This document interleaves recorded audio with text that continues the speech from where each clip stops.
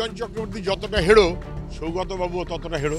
কেউ যদি মনে করেন যে ভোট দখল করে নেবো, লুট করে নেবো, যেমন অতীতে করেছি, আমি শুধু মনে করিয়ে দেবো শিবু শাহজাহানরা কিন্তু মমতা ব্যানার্জি চেষ্টা করেও ঠেকাতে পারেনি জেলে।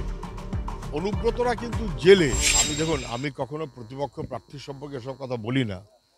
৯৯ সালে উনি তখন কংগ্রেসের নেতা, এমএলএ। উনি কি দক্ষিণ কলকাতায় লোকসভা কেন্দ্রে মমতা ব্যানার্জির বিরুদ্ধে দাঁড়িয়েছিলেন? দাঁড়িয়ে কি ওনার জামানত জব্দ হয়েছিল? নাকি উনি জিতেছিলেন?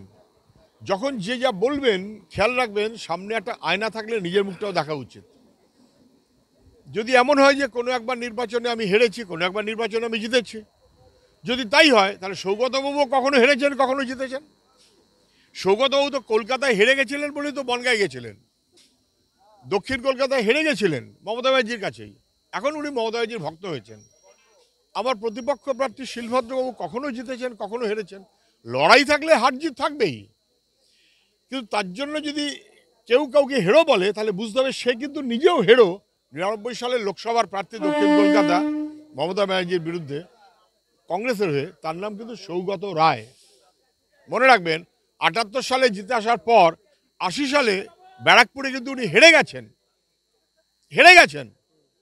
ফলে হেরে গেলে যদি হেরো হয়, সুজন চক্রবর্তী যতটা হেড়ো, সৌগতবাবুও ততটা হেড়ো।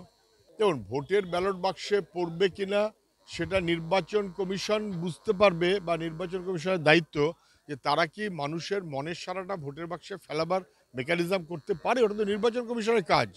কিন্তু আমি আগেও যেটা বলেছি, আবারও সে একই কথা বলছি, কেউ যদি মনে করেন যে ভোট দখল করে নেবো, লুট করে নেবো, যেমন অতীতে করেছি, আমি শুধু মনে করিয়ে দেবো শিবু শাহজাহানরা কিন্তু মমতা ব্যানার্জি চেষ্টা করেও ঠেকাতে পারেনি জেলে। অনুব্রতরা কিন্তু জেলে। বড় বড় মাস্তান সব, আরে ১.৫ পয়সার ফুটো মাস্তান, তারা যেন খেয়াল রাখে যে মানুষের অধিকারকে কেড়ে নিলে কেউ রেহাই পাবে না।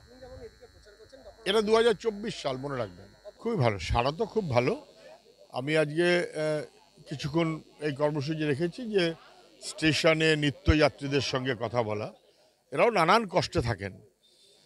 অনেককে আমি জিজ্ঞাসা করছিলাম কারা কোথায় যাচ্ছেন, কি কাজ করছেন। সবই ছোটোখাটো কাজ। এ রাজ্যে তো কাজের কোনো সুযোগ নেই। এই ভিড় ঠেলে যেতে হয়, কোনো রকমে কষ্ট করে সংসার চালাতে হয়, তার সঙ্গে জিনিসের দাম সহ ১২টা বেজে যাচ্ছে। বিপন্ন মানুষের সঙ্গে যোগাযোগ রাখাটাই বেশি গুরুত্বপূর্ণ বলে আমি মনে করি। এবং বিপন্ন মানুষের সংখ্যাটা ক্রমশ বাড়ছে। ওদিকে বিজেপি, এদিকে তৃণমূল। আপনি দেখলেন স্টেশনে লোকের যে সাড়া, ট্রেন অনেক দূর থেকে আওয়াজ পেয়েছে, শুনেছে, তারপর আমি হয়তো হাত নেড়েছি, যেভাবে কার্যত এসে জড়িয়ে ধরার মতন মনোভাব, কি হাত ধরার মনোভাব, তো ভাবা যায় না। তো মানুষের সাড়া অত্যন্ত ভালো।